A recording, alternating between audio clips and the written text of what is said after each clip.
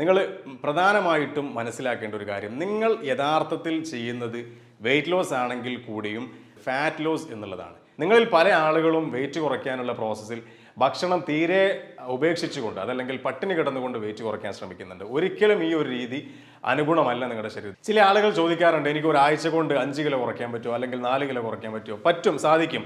പക്ഷെ അത് water loss ആയിരിക്കും. മറ്റു ചില ആളുകളുടെ സംശയം എന്ന് പറയുന്നത് ഞാൻ കുറച്ച തടി വീണ്ടും കൂടുമോ എന്നുള്ളതാണ്. ഹായ് ഫ്രണ്ട്സ്, കാലിക്കറ്റ് വെൽനസ് സെന്ററിൽ നിന്നും വെൽനസ് കോച്ച് പി മുസ്തഫയാണ് സംസാരിക്കുന്നത്. ഈയിടെയായിട്ട് വെയിറ്റ് റിലേറ്റഡുമായി ബന്ധപ്പെട്ട ഒരുപാട് സബ്ജക്റ്റുകൾ നാം കണ്ടുവരാറുണ്ട്. ആരോഗ്യകരമായ രീതിയിൽ എങ്ങനെ തടി കുറയ്ക്കാം, തടി കുറയ്ക്കുന്നതിന് വേണ്ടിയുള്ള ഡിഫറെൻ്റ് ആയിട്ടുള്ള ടിപ്സുകൾ, മെത്തേഡ്സ്, ഇതെല്ലാം ചർച്ച ചെയ്യുന്ന ഒരുപാട് വീഡിയോസ് നാം ഈയിടെയായിട്ട് കണ്ടുവരാറുണ്ട്. ഈ വീഡിയോ കാണുന്ന നിങ്ങളിൽ ആരെങ്കിലും കുടവയർ അതുപോലെ തടിയുമായി ബന്ധപ്പെട്ട് വളരെയധികം പ്രയാസം അനുഭവിക്കുന്ന ആരെങ്കിലും ഉണ്ടെങ്കിൽ നിങ്ങൾ പ്രധാനമായിട്ടും മനസ്സിലാക്കേണ്ട ഒരു കാര്യം, നിങ്ങൾ യഥാർത്ഥത്തിൽ ചെയ്യുന്നത് വെയിറ്റ് ലോസ് ആണെങ്കിൽ കൂടിയും അതിൽ യഥാർത്ഥത്തിൽ സംഭവിക്കേണ്ട ഒരു കാര്യം, മറ്റൊരു കാര്യം എന്ന് പറയുന്നത് ഫാറ്റ് ലോസ് എന്നുള്ളതാണ്. ഈ വെയിറ്റ് ലോസ് എന്നതുകൊണ്ട് ഞാൻ ഉദ്ദേശിക്കുന്നത് ഫാറ്റ് ലോസ് ആണ്. കാരണം ശരീരഭാരം കുറയ്ക്കാൻ അതല്ലെങ്കിൽ കുടഭാരം കുറയ്ക്കാൻ ഉദ്ദേശിക്കുന്ന ഒരാളുടെ ശരീരത്തിൽ കൃത്യമായി നടക്കേണ്ട ഒരു കാര്യം, യഥാർത്ഥത്തിൽ സംഭവിക്കേണ്ടത് ഫാറ്റ് ലോസ് എന്നതാണ്. ഫാറ്റ് ലോസിനെ കുറിച്ചാണ് ഞാനിവിടെ സംസാരിക്കാൻ ഉദ്ദേശിക്കുന്നത്. കാരണം വെയിറ്റ് കുറയ്ക്കുന്ന പ്രോസസ്സിൽ, ആ ഒരു പ്രക്രിയയിൽ നമ്മുടെ ശരീരത്തിൽ ഒട്ടനേകം കാര്യങ്ങൾ നടക്കുന്നുണ്ട്. ഇപ്പോൾ ഫാറ്റ് ലോസ് സംഭവിക്കുന്നുണ്ട്. ഫാറ്റ് ലോസ് ആണ് യഥാർത്ഥത്തിൽ സംഭവിക്കേണ്ടത്, ശരി തന്നെ. അതേസമയം മസിൽ ലോസ് സംഭവിച്ചേക്കാം. നിങ്ങളുടെ ബോഡിയിൽ ഒരുപക്ഷെ മസിൽ ലോസ് സംഭവിച്ചേക്കാം. അതുപോലെ വാട്ടർ ലോസ് സംഭവിച്ചേക്കാം. ചില ആളുകളുടെ കേസിലെങ്കിലും ബോൺ ഡെൻസിറ്റിയിൽ വരെ അത് ഡാമേജുകൾ വരുത്താറുണ്ട്. വെയിറ്റ് ലോസ് എന്നതുകൊണ്ട് നാം ഉദ്ദേശിക്കുന്നത് കൃത്യമായ രീതിയിൽ ഫാറ്റ് ലോസ് ചെയ്യുക എന്നുള്ളതാണ്. ഫാറ്റ് ലോസ് എന്ന് പറയുന്ന സമയത്ത് ഇപ്പോൾ നമ്മൾ കഴിക്കുന്ന ഭക്ഷണത്തിലൂടെ, പുവർ ഡയറ്റ് സിസ്റ്റത്തിലൂടെ ഒരുപാട് ഫാറ്റ് നമ്മുടെ ബോഡിയിലൊക്കെ ഡെപ്പോസിറ്റ് ആവാൻ സാധ്യത വളരെ കൂടുതലാണ്. ഈ ഫാറ്റ് ഡെപ്പോസിറ്റ് ആവുന്നതിൽ ഏറ്റവും അപകടം പിടിച്ച ഡേഞ്ചറസ് ആയിട്ടുള്ള ഒരു ഫാറ്റ് ആയിരിക്കും നമ്മുടെ അബ്ഡോമൻ ഏരിയയിൽ അള്ളി പിടിച്ചിരിക്കുന്ന ഈ ഒരു ഫാറ്റ് എന്ന് പറയുന്നത്. ഇപ്പോൾ നമ്മുടെ ശരീരത്തിൽ ഇവിടെ ടച്ച് ചെയ്താൽ നമുക്ക് ഈ സബ്ക്യൂട്ടനിയസ് ഫാറ്റ് എന്ന് പറയുന്ന ഫാറ്റിനെ നമുക്കൊരു പക്ഷേ നിർണ്ണയിച്ചെടുക്കാൻ കഴിയും.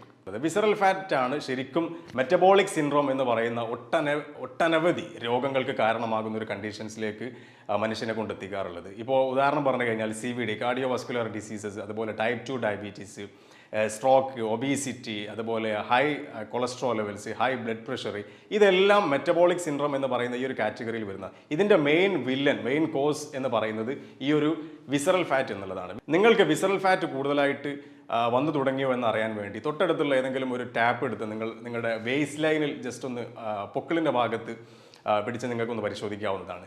90 സെൻറ്റിമീറ്ററിൻ്റെ മുകളിലേക്കാണ് നിങ്ങളുടെ വേസ്റ്റ് ലൈൻ പോകുന്നതെങ്കിൽ സ്വാഭാവികമായും ഫാറ്റ് നിങ്ങളുടെ ശരീരത്തിൽ കൂടുതലായി തുടങ്ങിയിട്ടുണ്ടെന്നർത്ഥം. പ്രത്യേകിച്ച് വിസറൽ ഫാറ്റ്, അതായത് നമ്മുടെ ഇന്റേണൽ ഓർഗൻസിൻ്റെ ഇടയിലൂടെ അള്ളി പിടിച്ചിരിക്കുന്ന വിസറൽ ഫാറ്റ് നിങ്ങളുടെ ശരീരത്തിൽ കൂടുതലായി വരുന്നു എന്നർത്ഥം.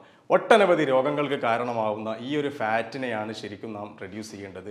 അപ്പോൾ ടോട്ടൽ ബോഡി ഫാറ്റ് പെർസെൻറ്റേജ് എന്ന് പറയുന്ന സമയത്ത് എക്സ്പേർട്ടുകൾ പറയുന്നത്, യഥാർത്ഥത്തിൽ ഫാറ്റ് പെർസെൻറ്റേജിനെ കുറിച്ച് പറയുമ്പോൾ പുരുഷന്മാരെ സംബന്ധിച്ചിടത്തോളം 10നും 20നും ഇടയിലും, അതുപോലെ സ്ത്രീകൾക്കാണെങ്കിൽ അത് 20നും 30നും ഇടയിലാണ് ശരിക്കും ഫാറ്റ് പെർസെൻറ്റേജ് നമുക്ക് അനുവദിക്കപ്പെട്ടിട്ടുള്ളത്. വ്യത്യസ്തങ്ങളായ ഒട്ടനവധി ഡയറ്റ് പ്ലാനുകൾ, അതുപോലെ എക്സസൈസ്, ഇതെല്ലാം ചെയ്തിട്ടും ഉദ്ദേശിച്ച രീതിയിൽ വയർ കുറയുന്നില്ല, അതല്ലെങ്കിൽ വെയിറ്റ് കുറയുന്നില്ല, അതല്ലെങ്കിൽ എൻ്റെ ഫാറ്റ് പെർസെൻറ്റേജ് തീരും കുറയുന്നില്ല. ഒത്തിരി കുറഞ്ഞു, 5 കിലോ ഞാൻ കുറച്ചിട്ടുണ്ടായിരുന്നു, അതല്ലെങ്കിൽ 10 കിലോ വെയിറ്റ് ഞാൻ കുറച്ചിട്ടുണ്ടായിരുന്നു. പക്ഷേ അതേപോലെ അത് തിരിച്ച് വീണ്ടും പഴയ രൂപത്തിലേക്ക് വെയിറ്റ് കയറി പോകുന്നുണ്ട്, അതല്ലെങ്കിൽ ശരീരഭാരം കൂടിപ്പോകുന്ന അവസ്ഥ. ഞാൻ പോലും അറിയാതെ എൻ്റെ ശരീരഭാരം കൂടിപ്പോകുന്ന അവസ്ഥ. നിങ്ങളുടെ ശരീരത്തിൽ കൃത്യമായി ഫാറ്റ് ലോസ് സംഭവിക്കാത്തതിൻ്റെ 5ഓളം, അതായത് നിങ്ങൾ പോലും അറിയാത്ത 5ഓളം കാരണങ്ങളാണ് ഞാൻ ഇനി ഇവിടെ സംസാരിക്കാൻ ഉദ്ദേശിക്കുന്നത്. നമ്പർ 1 എന്ന് പറയുന്നത് സ്റ്റാർവേഷൻ, അതല്ലെങ്കിൽ സ്കിപ്പിംഗ് മീൽസ് എന്നുള്ളതാണ്. നിങ്ങളിൽ പല ആളുകളും വെയിറ്റ് കുറയ്ക്കാനുള്ള പ്രോസസ്സിൽ ഭക്ഷണം തീരെ ഉപേക്ഷിച്ചുകൊണ്ട് അതല്ലെങ്കിൽ പട്ടിണി കിടന്നുകൊണ്ട് വെയിറ്റ് കുറയ്ക്കാൻ ശ്രമിക്കുന്നുണ്ട്. ഒരിക്കലും ഈ ഒരു രീതി അനുഗുണമല്ല നിങ്ങളുടെ ശരീരത്തിന്. കാരണം എന്ന് പറയുന്നത് മാക്രോ ന്യൂട്രിയൻസ് ആയ പ്രോട്ടീൻസ്, അതുപോലെ കാർബോഹൈഡ്രേറ്റ്സ്, ഫാറ്റ്സ്, ഇതൊക്കെ കൃത്യമായ അളവിൽ നാം ഓൾറെഡി കേട്ടിട്ടുള്ളതാണ്. 40% കാർബ്സിൽ നിന്നായിരിക്കണം നാം എനർജി എടുക്കേണ്ടത്, 30% ഹെൽത്തി ഫാറ്റ്സ്, അതുപോലെ 30% പ്രോട്ടീൻ. ഇതായിരിക്കണം ഒരു ദിവസം നാം ടോട്ടലി കൺസ്യൂം ചെയ്യുന്ന എനർജിയുടെ ഒരു പ്രൊപ്പോർഷൻ എന്ന് പറയുന്നത്. ന്യൂട്രിയൻസ് എന്ന് പറയുമ്പോൾ വൈറ്റമിൻസ് വേണം, മിനറൽസ് വേണം, പ്രോട്ടീൻ വേണം. പ്രോട്ടീനിൻ്റെ അഭാവം ഒരു പക്ഷേ നിങ്ങളുടെ മസിൽസിനെ അത് ഡാമേജ്, ഞാൻ ഓൾറെഡി പറഞ്ഞതുപോലെ മസിൽ ലോസ് സംഭവിക്കാൻ കാരണമാവുന്നുണ്ട്. അപ്പോൾ മസിൽസിനെ റീറ്റെയിൻ ചെയ്തുകൊണ്ട് തന്നെ, മസിൽസിനെ നിലനിർത്തിക്കൊണ്ട് തന്നെ ആവണം നാം ബോഡി വെയിറ്റ് കുറയ്ക്കേണ്ടത്. മസിൽസിനെ റീറ്റെയിൻ ചെയ്യുക എന്ന് പറയുമ്പോൾ ബൾക്കി ആയിട്ടുള്ള ഒരു മസിൽസ് നാം ഉണ്ടാക്കുക എന്നതല്ല ഞാൻ ഉദ്ദേശിക്കുന്നത്. മസിൽസിന് ആവശ്യമായ കൃത്യമായ പ്രോട്ടീൻസ് നിങ്ങൾ കൊടുത്തുകൊണ്ട് വേണം നിങ്ങളുടെ ശരീരഭാരം നിങ്ങൾ കുറയ്ക്കാൻ. അങ്ങനെ വരുന്ന സമയത്ത് നിങ്ങളുടെ വെയിറ്റ് ലോസ് പ്രോസസ്സിൽ ഒരിക്കലും മസിൽ ലോസ് സംഭവിക്കില്ല. കൃത്യമായ രീതിയിൽ ഫാറ്റ് ലോസ് തന്നെ ആയിരിക്കും സംഭവിക്കുന്നുണ്ടാവുക. ഫലപ്രദമായി ഫാറ്റ് ലോസ് ചെയ്യാൻ പറ്റാത്തതിൻ്റെ രണ്ടാമത്തെ കാരണം എന്ന് പറയുന്നത് ലാക്ക് ഓഫ് സ്ലീപ്പ്, അതല്ലെങ്കിൽ സ്ലീപ്പ് ഡെപ്രിവേഷൻ. ഇനി മറ്റൊരു രീതിയിൽ പറഞ്ഞു കഴിഞ്ഞാൽ സ്ലോ മെറ്റാബോളിസം, അതല്ലെങ്കിൽ ഇതിനോട് ചേർത്ത് പറയാൻ പറ്റുന്ന മറ്റൊരു കാരണം കൂടിയാണ് പോർ മെറ്റാബോളിസം എന്ന് പറയുന്നത്. ഇപ്പോൾ ഈ വീഡിയോ കാണുന്ന നിങ്ങളിൽ തന്നെ പല ആളുകളും ഒരുപാട് കാലമായിട്ട് ആഗ്രഹിക്കുന്ന ഒരു കാര്യമാണ് ശരീരഭാരം കുറയ്ക്കണം, വെയിറ്റ് ലോസ് ചെയ്യണം. അതിനുവേണ്ട പല രീതികളും ചെയ്യുന്നുണ്ട്. ഇപ്പോൾ ഒരു വെൽനസ് കോച്ചിൻ്റെ സഹായത്തോടു കൂടെ, അതല്ലെങ്കിൽ ഒരു ഡയറ്റീഷ്യൻ്റെ സഹായത്തോടു കൂടെ കൃത്യമായ രീതിയിൽ ഡയറ്റ് ഫോളോ ചെയ്യുന്നുണ്ട്. ലൈഫ് സ്റ്റൈലൊക്കെ ഒരുപാട് ചേഞ്ചസ് വരുത്തി. എന്നിട്ടും ഞാൻ എന്തുകൊണ്ട് എൻ്റെ ശരീരത്തിൽ നിന്നും ഫാറ്റ് കുറയുന്നില്ല, അല്ലെങ്കിൽ ഞാൻ കുറച്ച് തടി വീണ്ടും കൂടി പോകുന്നുണ്ട്, ഇങ്ങനെയൊക്കെ പരാതി പറയുന്ന ആളുകളുണ്ട്.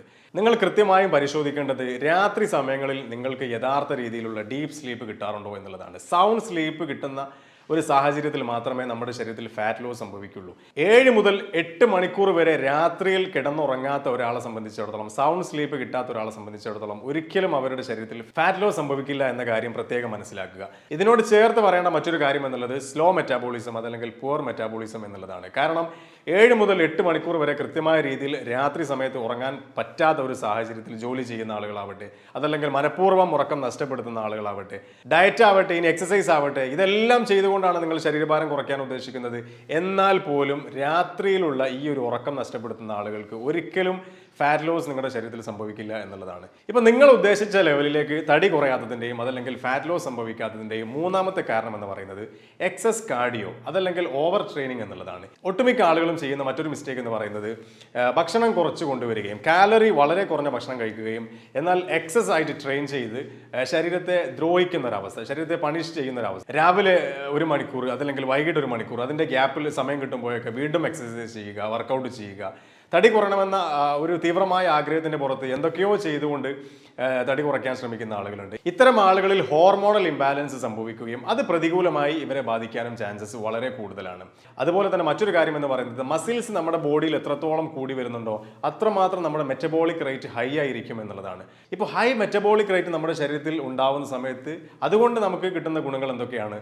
ശരിക്കും ഈ മെറ്റബോളിസം ഒരു ഫാറ്റ് ബേണിംഗ് മെഷീൻ പോലെ നമ്മുടെ ശരീരത്തിൽ പ്രവർത്തിക്കുകയും, ഇപ്പോൾ ഉദാഹരണം പറഞ്ഞു കഴിഞ്ഞാൽ നാം യാത്ര ചെയ്യുമ്പോഴും റെസ്റ്റ് എടുക്കുന്ന സമയത്തും ഉറങ്ങുന്ന സമയത്തൊക്കെ മെറ്റബോളിസം അതിൻ്റെ വളരെ ഹൈ ലെവലിൽ പ്രവർത്തിക്കുകയും അത് നമുക്ക് ഒരുപാട് ഗുണങ്ങൾ ചെയ്യുകയും. മെറ്റബോളിസം എന്ന് പറയുമ്പോൾ വളരെ സിമ്പിളായിട്ട് പറയുകയാണെങ്കിൽ നാം കഴിക്കുന്ന ഭക്ഷണവും അതുപോലെ വെള്ളവും ഒക്കെ ഊർജ്ജമാക്കി മാറ്റുന്ന ആ ഒരു പ്രക്രിയക്കാണ് മെറ്റബോളിസം എന്ന് പറയുന്നത്.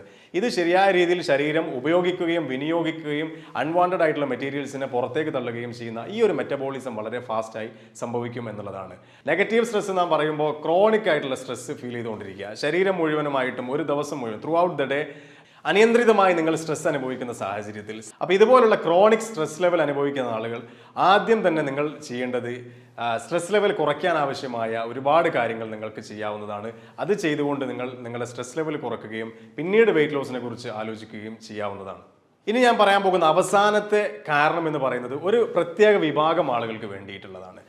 ഏകദേശം ഒരുപാട് വർഷക്കാലമായിട്ട് 5 കിലോ വെയിറ്റ് ഞാൻ കുറച്ചിട്ടുണ്ട്, 10 കിലോ വെയിറ്റ് ഞാൻ കുറച്ചിട്ടുണ്ട്. എൻ്റെ ഐഡിയൽ വെയിറ്റ് എത്താൻ ഞാൻ 20 കിലോ കുറയ്ക്കണം. പക്ഷേ ഞാൻ 10 കിലോ വെയിറ്റ് ലോസ് ചെയ്തതിൻ്റെ ശേഷം ഞാൻ അത് സ്റ്റെക്കായി, എൻ്റെ വെയിറ്റ് അവിടെ സ്റ്റെക്കായി നിൽക്കുന്നുണ്ട്. ഇതെങ്ങനെ എനിക്ക് കുറച്ച് കൊണ്ടുവരണം?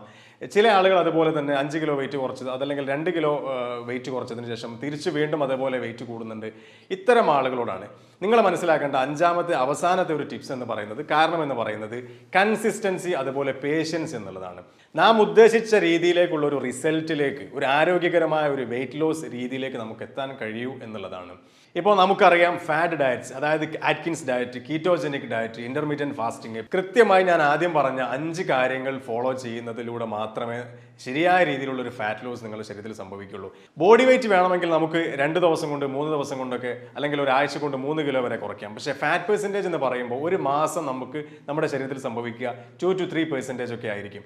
അപ്പോൾ പെട്ടെന്ന് ശരീരത്തിൽ വളരെ പെട്ടെന്ന് സംഭവിക്കുന്ന വെയിറ്റ് ലോസ് എന്ന് പറയുമ്പോൾ അതൊരു പക്ഷേ മസിൽ ലോസ് ആയിരിക്കാം, അതല്ലെങ്കിൽ വാട്ടർ ലോസ് ആയിരിക്കാം. അപ്പോൾ നമ്മൾ അതല്ല ഫോളോ ചെയ്യേണ്ടത്.